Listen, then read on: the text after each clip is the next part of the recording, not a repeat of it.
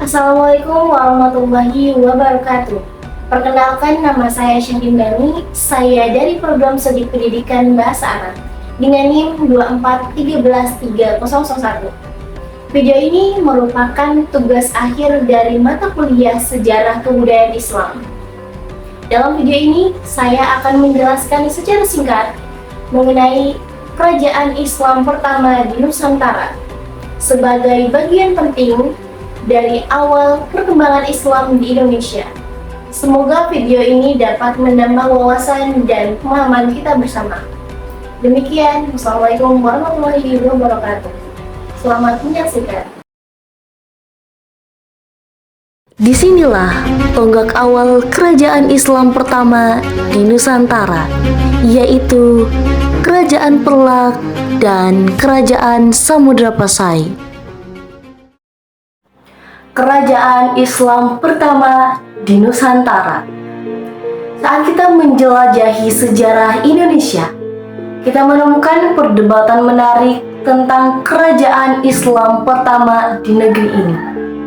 Dalam dunia akademik, ada dua kerajaan yang menjadi sorotan, yaitu Kerajaan Perlak dan Kerajaan Samudra Pasai.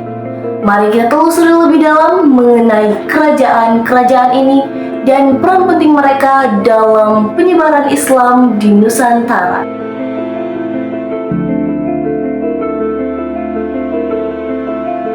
Kerajaan Islam pertama di Indonesia menjadi topik perdebatan di kalangan ahli sejarah.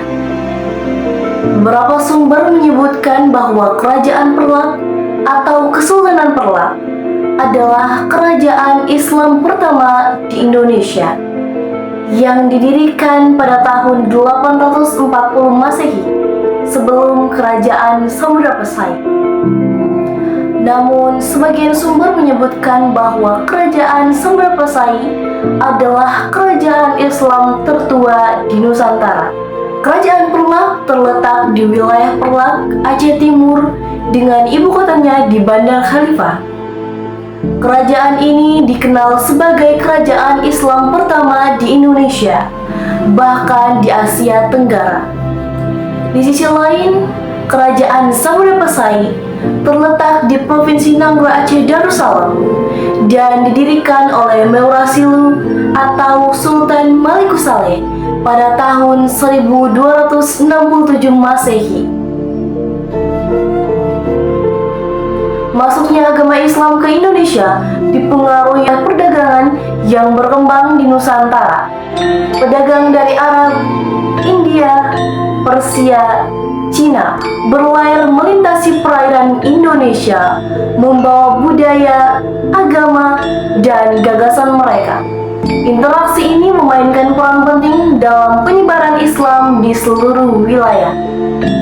Selain Perlak dan Samudra Pasai, masih banyak kerajaan Islam lain yang ada di Indonesia. Setiap kerajaan memiliki sejarah dan peninggalan unik, termasuk bangunan, makam, artefak, dan dokumen sejarah yang menjadi saksi perkembangan Islam di Indonesia. Kesultanan Perlak juga dikenal sebagai Kesultanan Peurelak, dianggap sebagai kerajaan Islam tertua dan pertama di Nusantara. Pendirinya Sayyid Ali Al-Mukhtabar berasal dari kelompok dakwah asal Mekah yang datang ke Perlak pada tahun 506 Hijriah atau 1012 Masehi. Sayyid Ali menikahi seorang gadis lokal bernama Tansyud Dewi dan putra mereka Ali Yadin. Syed Maulana Abdul Aziz Shah menjadi pendiri dan raja pertama pada kerajaan Perlak. Perlak kemudian berkembang menjadi pusat penyebaran agama Islam. Selain dari sisi perniagaan, Islam di Perlak tumbuh pesat sehingga menjadi pusat dan dakwah pendidikan Islam. Meskipun bukti mengenai kerajaan Perlak terbatas, kerajaan Samudra Pasai lebih sering disebut sebagai kerajaan Islam pertama di Nusantara karena memiliki banyak bukti sejarah yang meyakinkan.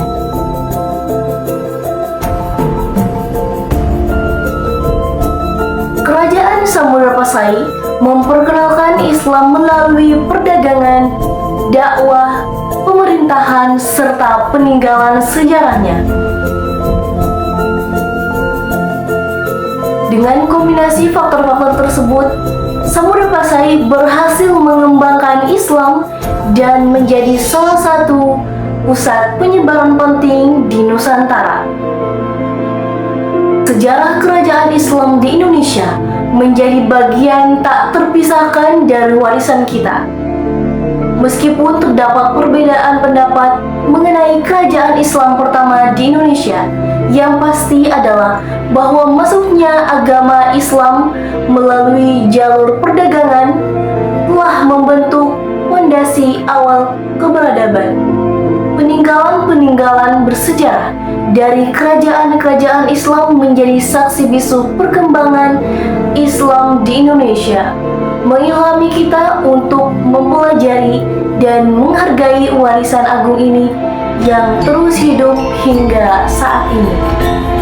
Sebagai penutup, sejarah kerajaan Islam pertama di Indonesia mengajarkan kita bahwa Islam hadir dan berkembang di Nusantara dengan cara yang damai, bijaksana, dan penuh nilai kebaikan. Dari sinilah lahir peradaban Islam yang memberi pengaruh besar bagi kehidupan masyarakat hingga saat ini. Maka dari itu, memahami sejarah sangatlah penting, karena sejarah Indonesia merupakan bagian identitas dan warisan bangsa ini. Demikian yang dapat saya sampaikan. Terima kasih atas segala perhatian. Wa ma arsalnaka illa rahmatan lil alamin. Wassalamualaikum warahmatullahi wabarakatuh.